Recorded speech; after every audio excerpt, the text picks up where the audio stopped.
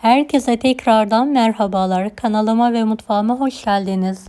Yemelere doyamayacağınız muhteşem bir tarif vermek istiyorum. Tarifimize hiç bekletmeden hemen başlayalım.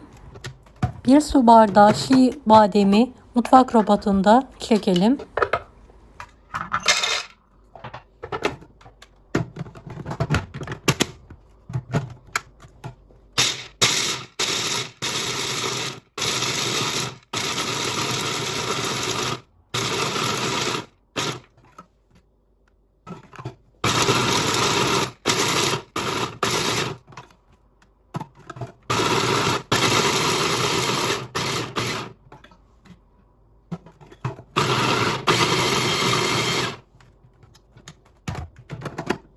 Hafif dişe gelecek şekilde çektim. Gördüğünüz gibi.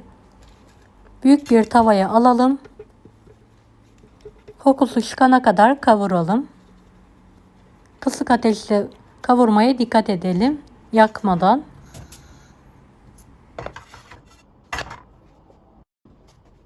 Bir su bardağı toz şekerim var.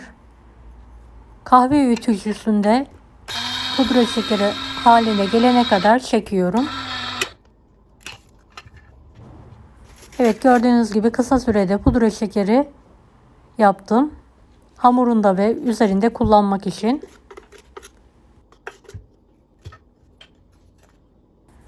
Evet, bademleri kavurduktan sonra üzerine 1,5 su bardağı un ilavesi yapıyorum.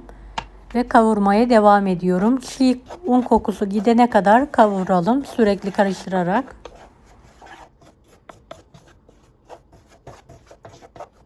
Videomu bu kısma kadar izlediyseniz yorum kısmına herhangi bir emoji bırakırsanız bana destek olmak için sevinirim.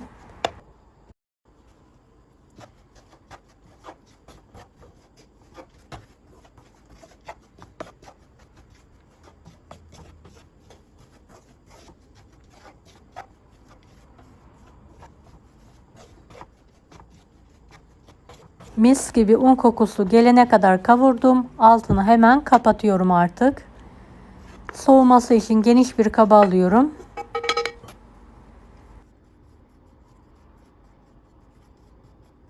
Hamuru için yumuşak, tuzsuz 250 gram tereyağım var. 1 su bardağı toz şeker ilavesi yapıyorum üzerine.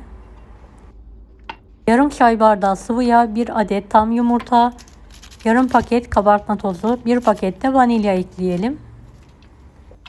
Tüm malzemeyi elimle homojen hale gelene kadar karıştırıyorum. 1 su bardağı nişasta ekleyerek yoğurmaya devam ediyorum. Evet, kavurduğum badem ve unu soğuttuktan sonra üzerine alıyorum ve yoğuruyorum.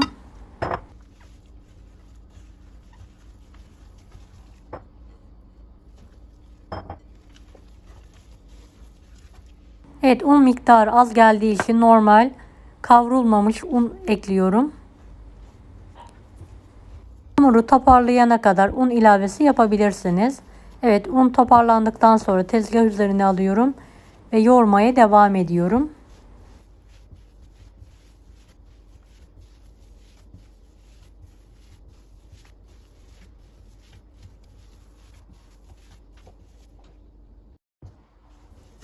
Hamurumuzun kıvamı bu şekilde olmalı.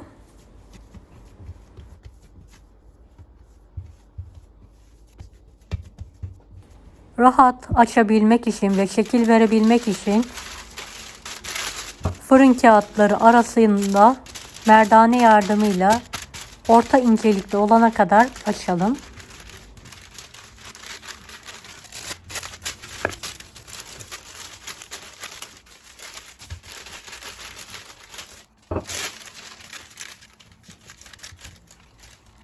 Evet, kenarlarını elimizle düzeltelim.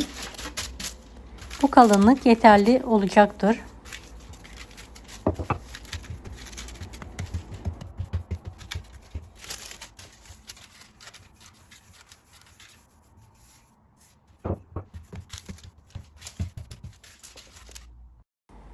Evet, şöyle büyük bir su bardağı yardımıyla ay şeklinde hamurumu kesiyorum. Kalıbınız varsa kalıpta kullanabilirsiniz. Hamurun büyüklüğünü su bardağı veya çay bardağı ile ayarlayabilirsiniz.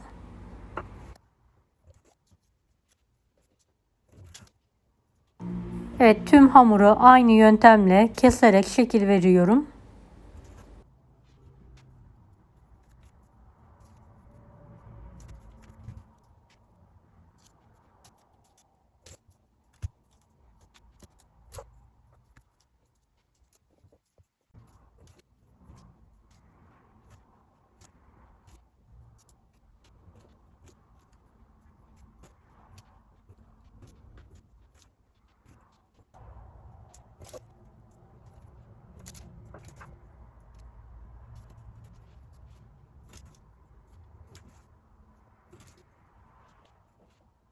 Tüm hamurları şekil verdikten sonra dikkatli bir şekilde fırın tepsisine aralıklı olacak şekilde dizelim.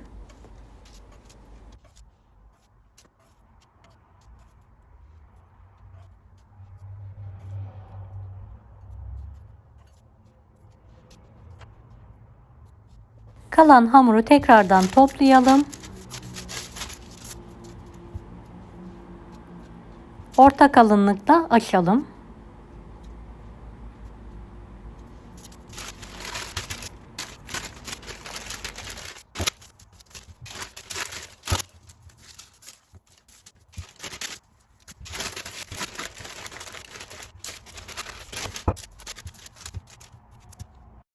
Evet, bu kalınlık yeterli.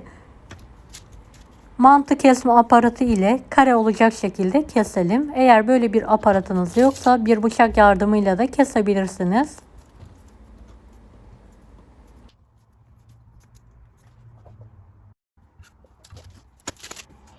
Hamur kartıyla kestiğim yerlerden tekrardan düzgün bir şekilde kurabiyelerimi keserek çıkartıyorum.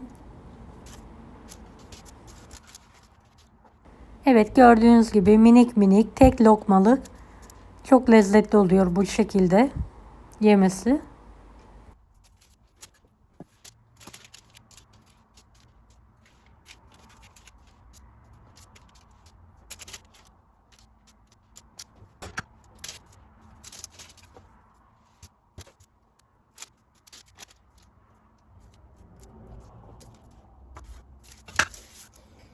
Evet, kurabiyelerin hepsini fırın tepsisine dizdim. Gördüğünüz gibi önceden ısınmış 170 dereceli alt üst fırında üzerleri hafif bir şekilde pembeleşene kadar pişirmeye bırakıyorum. Kontrollü bir şekilde pişirmeye dikkat edelim. Evet, üzeri için pul çikolatam var. Bir miktarda parça çikolatalarımı keserek benmari usulü eritmeye bırakacağım.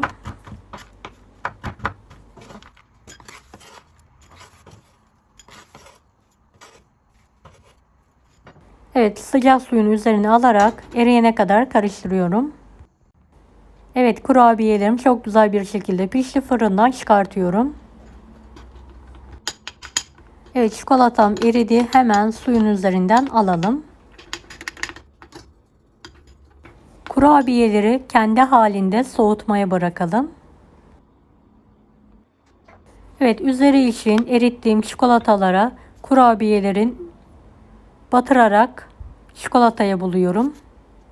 Dilerseniz sade olarak da tüketebilirsiniz.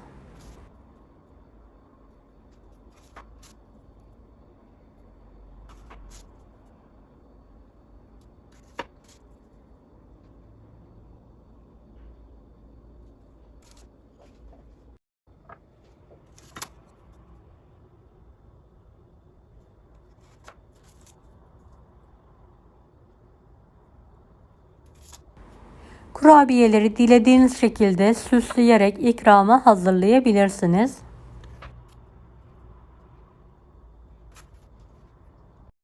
Evet, kare çikolataların yarısını da üzerlerine çikolatayı nokta şeklinde sıkıyorum.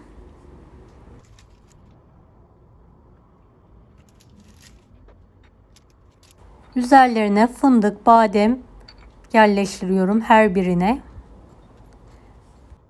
Evet, diğer kurabiyelerimi de file badem, file fındık ile süsleme yapıyorum. Bir kısmına da beyaz çikolatayı erittim. İnce şerit halinde sıkıyorum.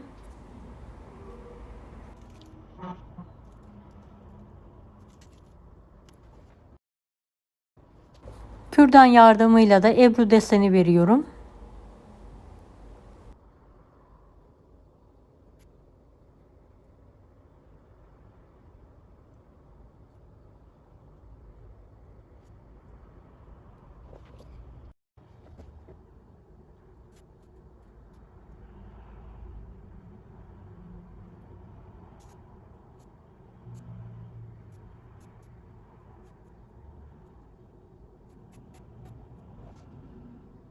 Yarım su bardağı pudra şekerine biraz Antep fıstığı ekliyorum ve karıştırıyorum. Kurabiyelerin bir kısmını bulayarak ikrama hazırlıyorum.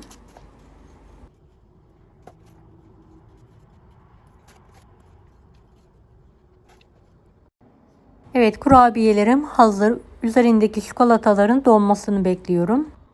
Hava almayacak şekilde kurabiye kutularını alarak üzeri kapalı bir şekilde uzun süre muhafaza edebilirsiniz. Gerçekten çok lezzetli, hazır kurabiyelerden daha güzel, ev yapımı muhteşem bir kurabiye tarifi verdim.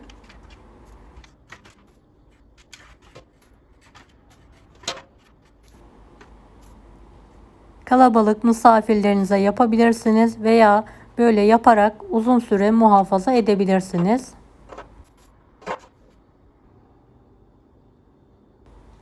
Deneyecek olanlara şimdiden kolaylıklar dilerim. Kanalıma ücretsiz abone olmayı unutmayın. Bir dahaki videolarda görüşmek üzere. Allah'a emanet olun. Hoşça kalın.